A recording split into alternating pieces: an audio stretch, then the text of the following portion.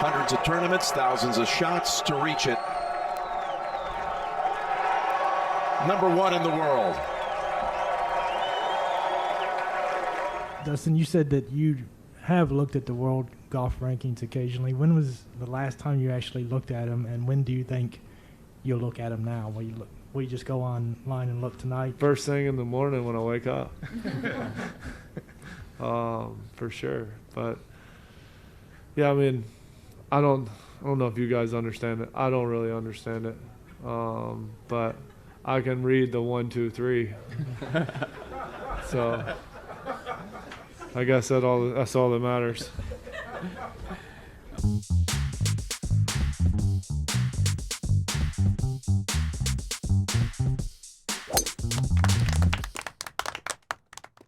Well, at least he can count. With the 5-stroke win on Sunday, DJ became just the 20th golfer to ever reach number one in the world, as if he didn't already have enough going for him in his life. As the only player in the field to average over 300 yards off the tee, 22 yards more than average, 8 yards longer than the second longest driver, and leading the field in greens and regulation with 78%, showing that not only did DJ blow them out on the leaderboard, but on the stat sheet as well. At 32 years old, it may have taken DJ a little longer to get to number one than we expected, but it was sort of inevitable. He has a win in each of his first 10 seasons on the PGA Tour, 13 wins total, got his first major.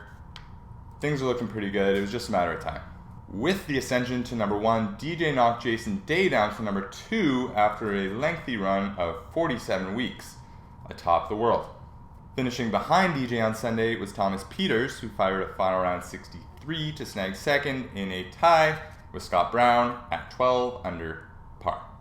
Now, it was a very wet week at Riviera, resulting in a lot of surprise missed cuts and a lot of withdrawals. Now, a reason for a lot of these iffy things was the tee time gaps.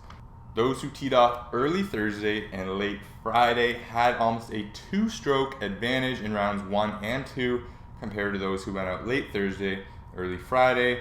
The weather seemed to change and kind of screwed them over. We usually only see this happen in events like the British Open, where there's just tons of weather, tons of rain. It can change every 10 minutes, but it was unique and it happened this week, showing for DJ that, as he's expecting his second child with Paulina, sometimes you need to be lucky to be good as well.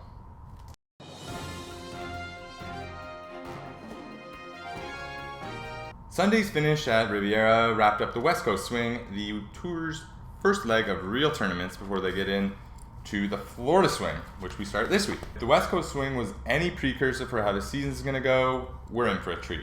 We had DJ, who just took over as number one, Hideki Matsuyama and Jordan Spieth on back-to-back wins, Justin Thomas won twice, young guys such as John Ram emerging, and there's still lots of room for guys like Rory and J-Day to show their worth. Now, speaking of Rory, Mr. McIlroy has been off for a little bit, battling a rib injury, but that didn't stop him from playing around a golf with President Trump over the weekend. It was a little bit confusing after the round, as Rory was asked how Trump played and said pretty good, he shot around 80, whereas Trump's team said that they only played a few holes, and then later admitted that he continued to keep playing. I don't know why the misdirection, but I don't know a lot of things about that administration.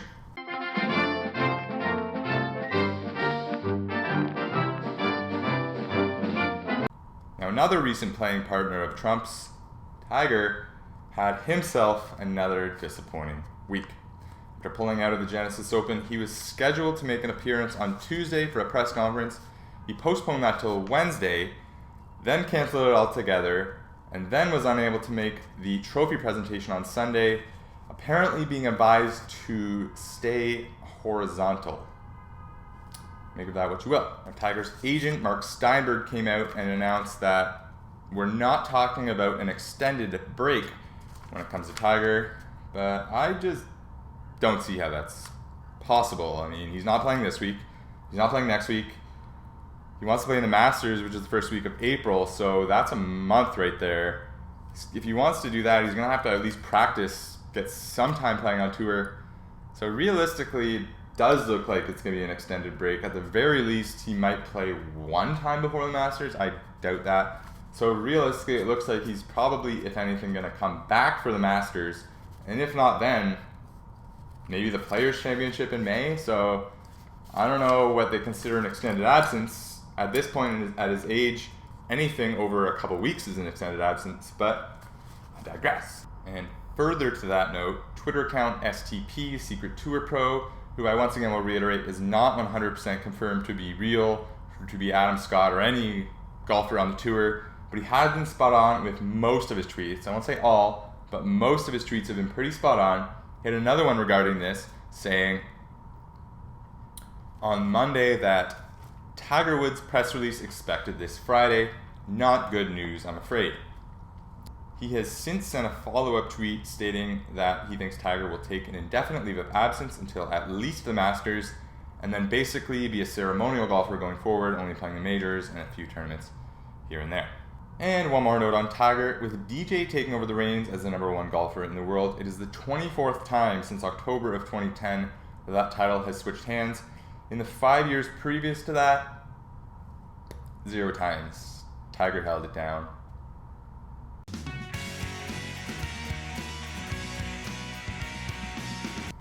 This week, the tour heads to Florida for the Honda Classic at PGA National, home of the Bear Trap. Adam Scott won the event last year, holding off Sergio Garcia. Those two are back this year, joined by the likes of Justin Thomas and Ricky Fowler, so it's shaping up to be another good field.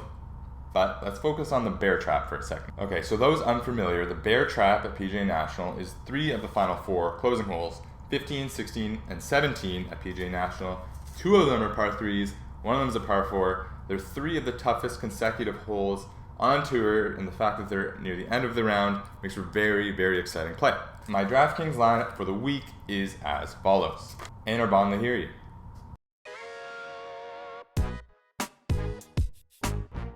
Brendan Steele,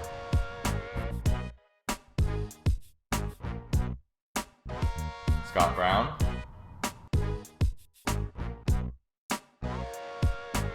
Brandon Grace,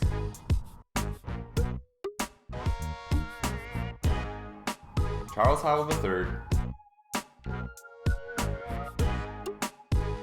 and Adam Scott.